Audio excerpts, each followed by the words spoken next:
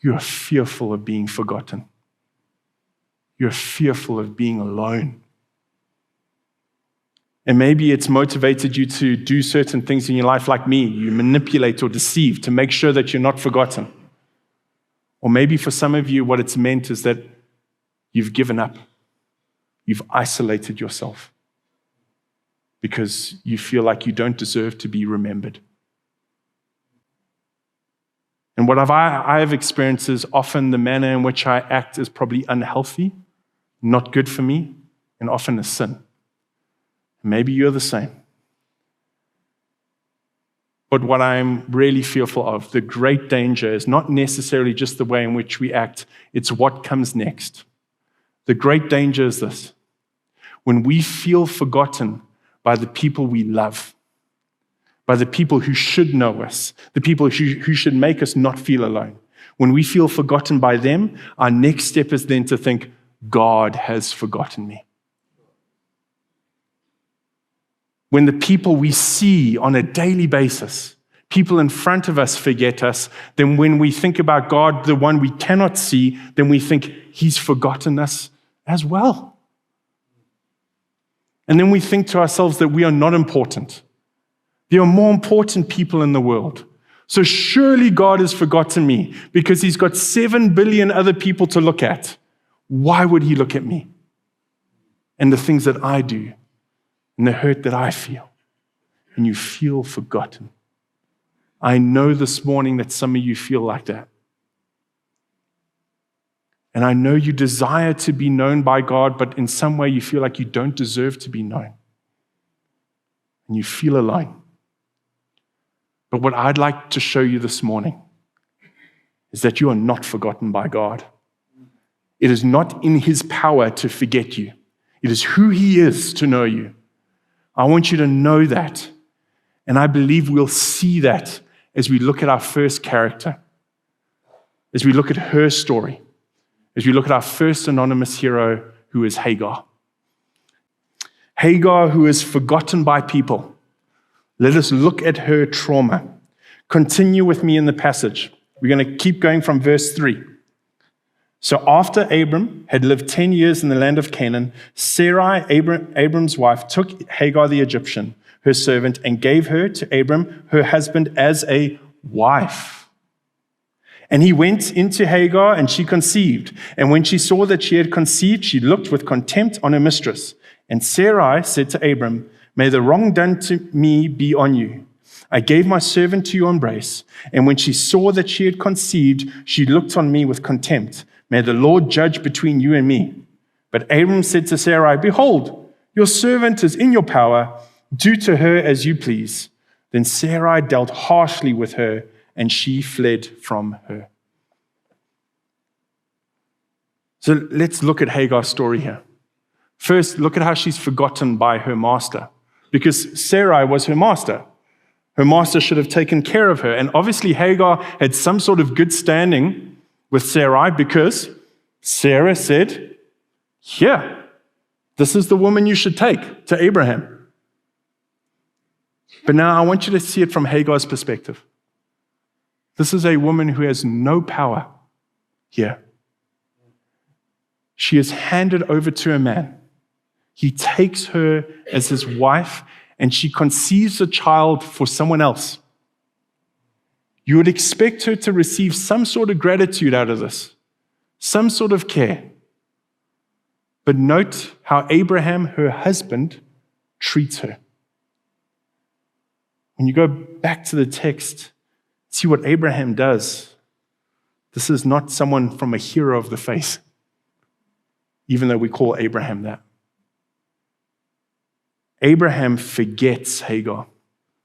It's interesting to me in this passage that you never see Abraham talk to Hagar. In fact, for the rest of Scripture, Abraham never talks to Hagar, his wife.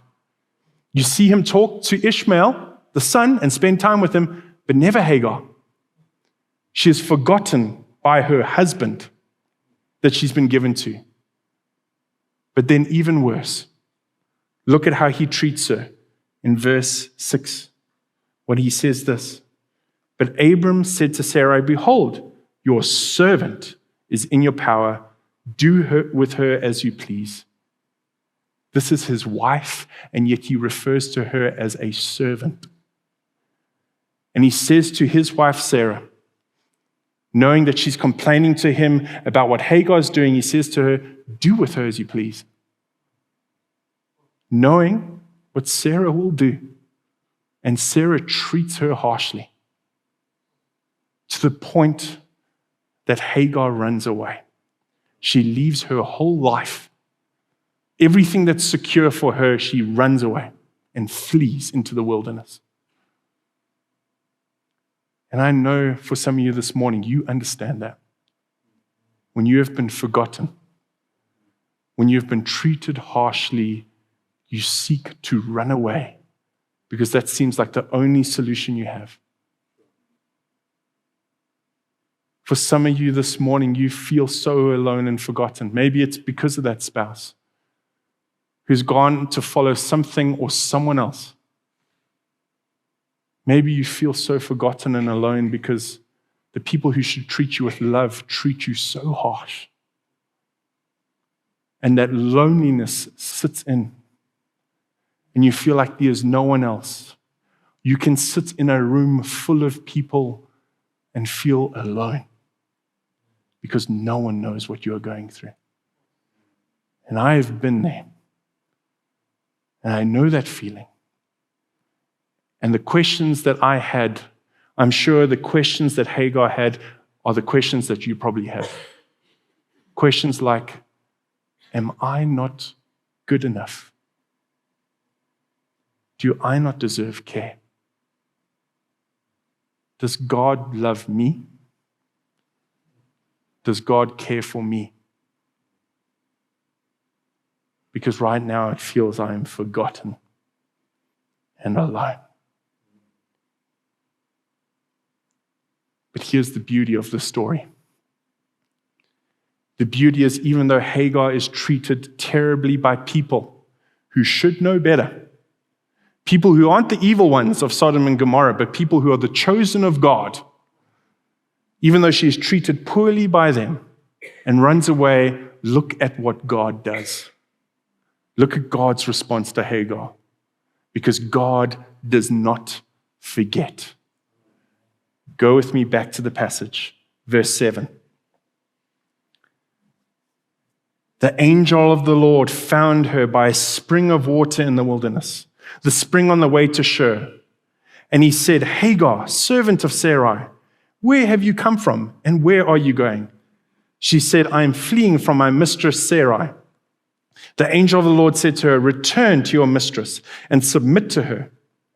The angel of the Lord also said to her, I will surely multiply your offspring so that they cannot be numbered for multitude. And the angel of the Lord said to her, behold, you are pregnant, and you shall bear a son. You shall call his name Ishmael, because the Lord has listened to your affliction. He shall be a wild donkey of a man, his hand against everyone and everyone's hand against him, and he shall dwell over against all his kinsmen.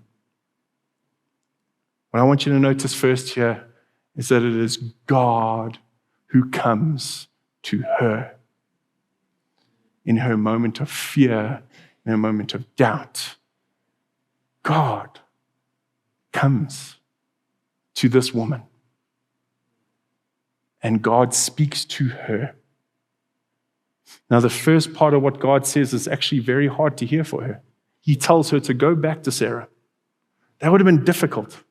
And in fact, as you look at the rest of the story, it is difficult for her. Because when she gets back, it's not all easy. In fact, it gets more difficult. Because in Genesis 21, when Abraham and Sarah have Isaac, Sarah really grows in hate over Ishmael and Hagar. And in fact, tells Abraham to throw them out, to cast them out, which Abraham does. However, Abraham does send them out with some bread and some water. You may think, well, at least he did that. But what's terrible for me in that part of the story is that when you see Abraham take Isaac out to be sacrificed, a journey that would only take a couple of days, he saddles his donkey with a lot of things and takes servants with him for a couple of days. For Hagar, his wife, and his son, he sends them out for eternity with nothing. And they almost die. But it's amazing to see what Hagar does. And I think the reason she can do it is because of what God tells her here in this passage. He first tells her that she will be a multitude, a promise that he had given to Abraham before. But the best part of the story for me, the best part, is what God says to her to call her son. He says, you shall call his name Ishmael. And what does that mean? The God who hears. This morning, if you are feeling forgotten and alone, know that God hears you. In your pain, in your struggle, God hears you. As he's heard Hagar, as he's heard everyone for eternity, he hears you. For the woman who had no voice, for the woman whose cries were muffled, for the woman who thought she could have no say over her future, she has the ear of God, and so do you. Know that God hears you. And from that, we can see why Hagar is a hero because of what happens next. Follow with me again into the passage. Verse 13. So she called the name of the Lord who spoke to her, you are a God of seeing. And she said, truly, here I have seen him who looks after me. Therefore the well was called Beer Laharoi. It lies between Kadesh and Bered. And Hagar bore Abram a son, and Abram called the name of his son, whom Hagar bore, Ishmael. Abram was 86 years old when Hagar bore Ishmael to Abram. Note what happens here. This is why for me she is a hero. In her pain, in her struggle, when she has felt forgotten, Hagar takes part in something that is unprecedented in Scripture. It has never happened before. In fact, it's the first time we see a woman do it. In fact, the first time we see a human do it in Scripture. Hagar names God. And what does she name God? She names him El Roi, meaning the God who sees. In her pain, in her struggle, she knows that God sees her. Men and women this morning, know that God sees you. In the dirt and the muck and the trauma of your life, know that God sees you. Despite the hate, despite the pain, despite the struggles that you are going through right now, God sees you. You may feel forgotten, but God cannot forget you, and in fact, even more than that, is active in seeing you right now where you are. And even more than that, hears you. And so this morning, as you walk out these doors, don't walk out as one who is forgotten and alone. Walk out of here as people who know that they are seen by God and are heard by God, just as Hagar was. And if you feel forgotten, if you feel alone, cry out to God and know that his presence is there with you because he hears you. And as you weep, he weeps. He is there with you and he sees you. Just as he can be for a woman who is relatively unknown. He sees her, and the beauty for me is that she is woven into his story. You this morning may feel like God is not part of your story, but that's the incorrect way to think. You are part of his. Know that God sees you.